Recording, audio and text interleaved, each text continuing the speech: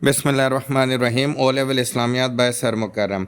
Today we are going to study the topic Battle of Yamama, Cost, Completion of Quran.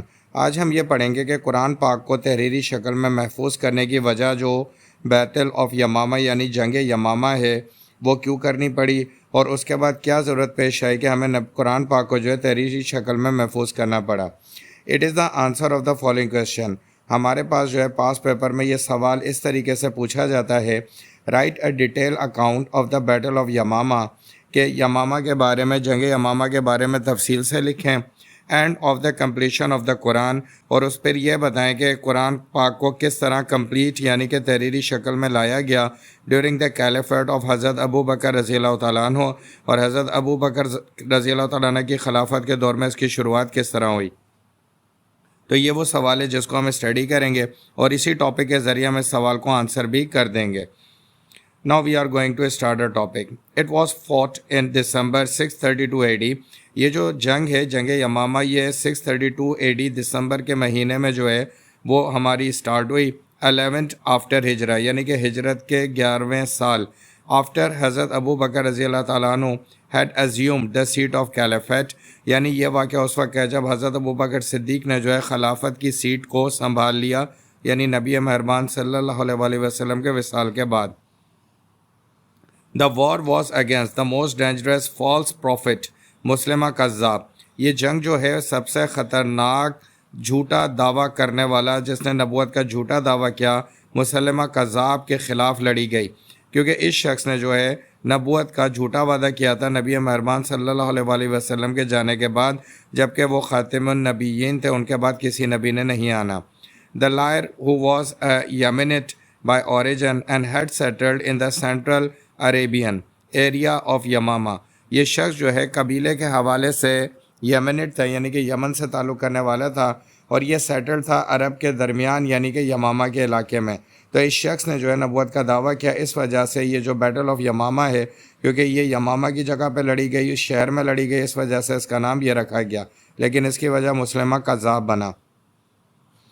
He had offered Muhammad sallallahu alaihi wasallam to divide Arabia between himself and the Muhammad sallallahu alaihi wasallam. اس نے نبی پاک صلی اللہ علیہ وسلم کے دور میں بھی آفر کی تھی کہ آپ عرب کو دو حصوں میں تقسیم کر دیں ایک وہ حصہ جس میں میں موجود ہوں اور ایک وہ حصہ جس میں آپ موجود ہیں. Because he had announced and declared prophethood during the life of Muhammad صلی اللہ علیہ وسلم کہ اس نے ایک دفعہ نبی مہربان صلی اللہ علیہ وسلم کی زندگی میں ہی اپنی نبوت کا دعویٰ کر دیا تھا اور یہ بات نبی صلی اللہ علیہ وسلم کے علم میں آ چکی تھی کہ اس شخص نے جو ہے نبوت کا دعویٰ کیا.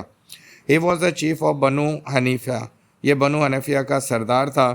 raised a strong army of 40,000 and defeated the two Muslim armies set by the Caliph حضرت ابو بکر رضی اللہ تعالیٰ عنہ. اس نے تقریباً کیونکہ یہ سردار تھا بنو حنیفیہ قبیلے کا اور بنو حنیفیہ کی وجہ سے اس کے پاس 40,000 کی آرمی تھی اور اس آرمی نے مسلمانوں کی دو آرمیز کو مکمل طور پہ شکست دی جو حضرت ابو بکر صدیق رضی اللہ تعالیٰ عنہ نے تیار کر کے اس کو قتل کرنے کے حوالے سے بھیجا تھا کیونکہ اس نے فالس پروفیٹ کا دعویٰ کر دیا تھا یعنی کہ ایک نبوت کا ایسا دعویٰ جو کسی بھی طریقے سے قابل برداشت نہیں تھا. The two commanders Shahirul bin Hasna and Ikramah bin Abu Jahl had disobeyed the Caliph by attacking Muslimah individually. اب اس میں ہمارے دو کمانڈر جو شورابیل تھے اور اکرمہ تھے ان دونوں نے حضرت ابو بکر صدیق رضی اللہ تعالیٰ عنہ کے بات کے کہنے پر عمل نہیں کیا بلکہ ڈس اوبے کیا اور مسلمہ کو قتل کرنے سے انکار کیا.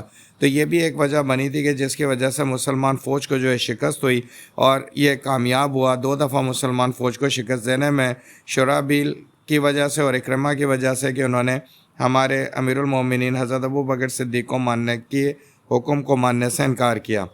Therefore Muslims suffered defeat. یہی وجہ تھی کہ مسلمانوں کو شکست ہوئی. Finally Khalid bin Walid was sent with 13,000 soldiers including 100 of Quran Haffaz the memorizer. اس کے بعد جو ہے خالد بن ولید کو ایک فوج کا سپہ سالار بنا کے بھیجا گیا اور ان کی فوج میں تقریباً 3000 مسلمان سپاہی شامل تھے، اور ان 13,000 سپاہیوں میں جو اکثریت تھی وہ حافظ قرآن کی تھی، جنہیں ہم انگلش میں میمورائزر کہتے ہیں، یعنی تقریباً 300 سے 400 افراد ایسے تھے جنہیں قرآن پاک اس دور میں حفظ تھا، اور اس دور تک ابھی بھی قرآن پاک تحریری شکل میں موجود نہیں تھا۔ تو خالد بن ولید کو بھیجا گیا 13,000 سپاہیوں کے ساتھ، ان میں میکسیمم زیادہ تر حفاظ تھے۔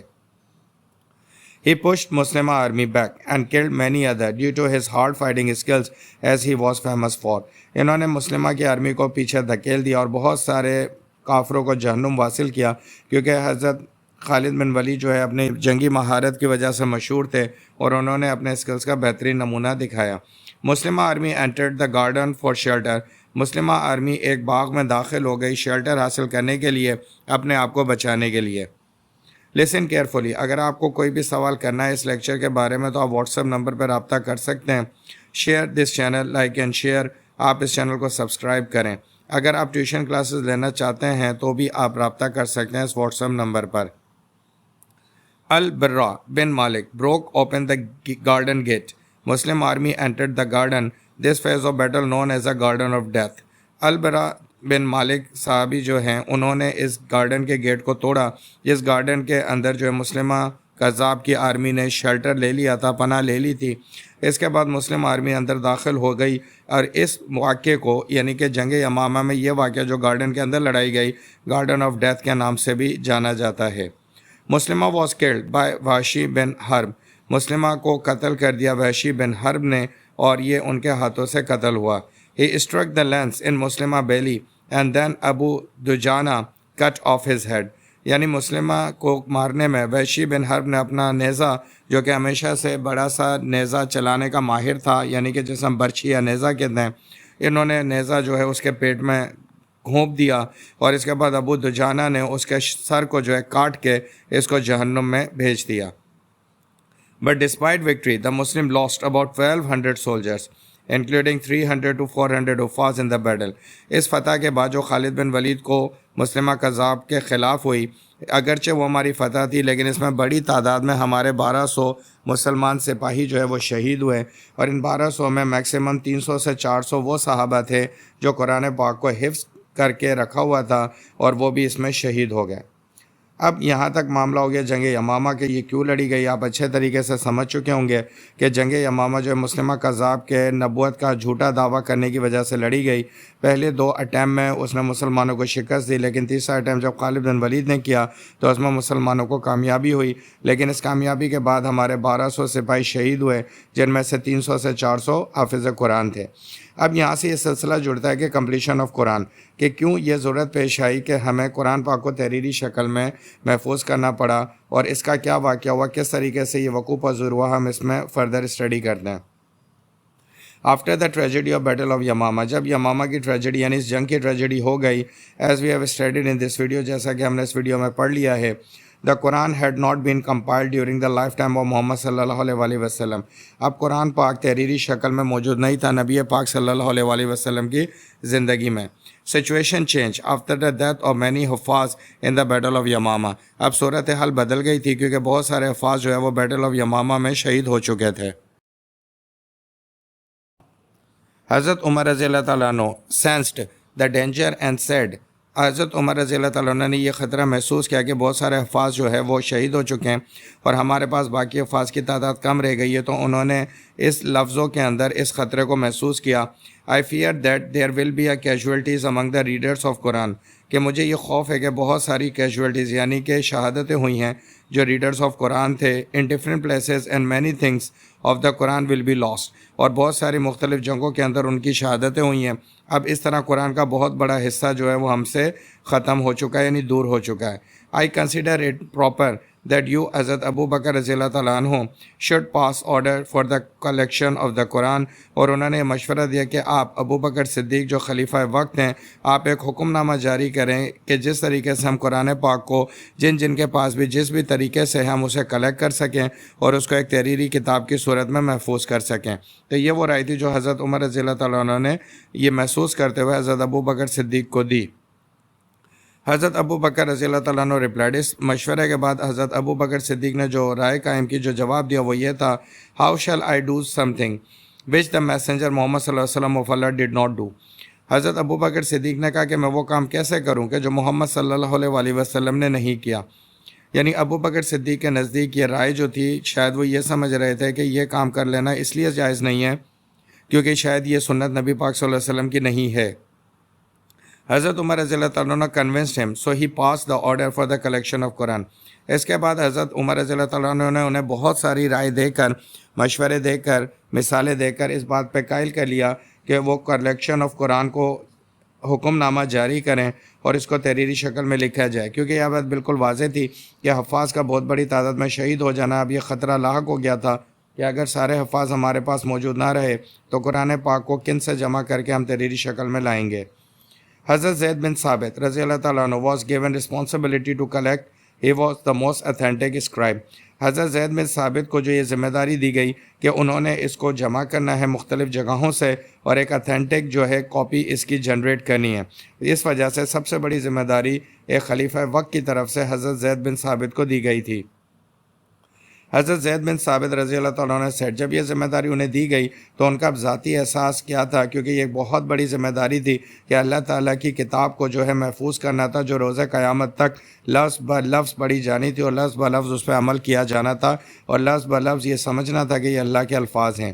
تو انہوں نے اپنے احساس کو اس طرح بیان کیا، by God if you had put the task of taking away a certain mountain it would not have been heaviest to me then what you have ordered me, کہ ابو بکر صدیق اگر آپ خدا کی قسم مجھے حکم کرتے کہ فلاں پہاڑ کو اٹھا کر دوسری جگہ لے جانا ہے تو میں سمجھتا ہوں کہ وہ میرے لیے اتنا مشکل کام نہ تھا جتنا کہ آپ نے مجھے یہ ذمہ داری دے کر کہ قرآن پاک کو کمپائل کرو، ایک فرض، ایک ذمہ داری مجھ پر ڈال دی ہے۔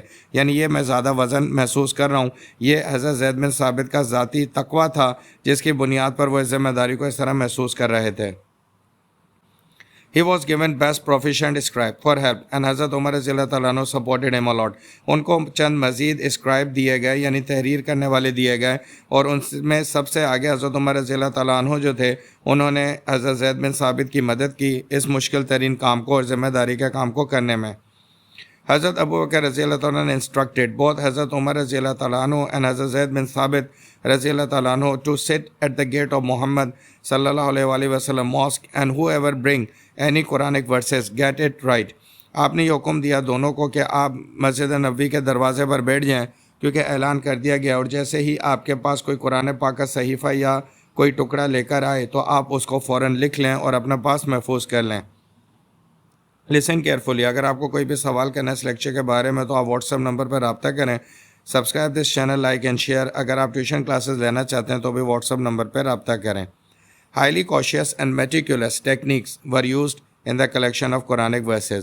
حضرت عمر نے اور حضرت زید بن ثابت نے بہت ہی زیادہ احتیاط کے ساتھ اور بہت ہی زیادہ باریک بینی کے ساتھ، میٹیکولس کا مطلب ہوتا ہے باریک بینی کے ساتھ، نزاکت کے ساتھ، آپ نے احتیاط کے ساتھ قرآن پاک کے ورسز کو کلیکٹ کرنا شروع کیا۔ He used all the method available and did not include any verse in his master copy of the Quran unless he had received written and verbal testimonies proving its uninterrupted succession continuation.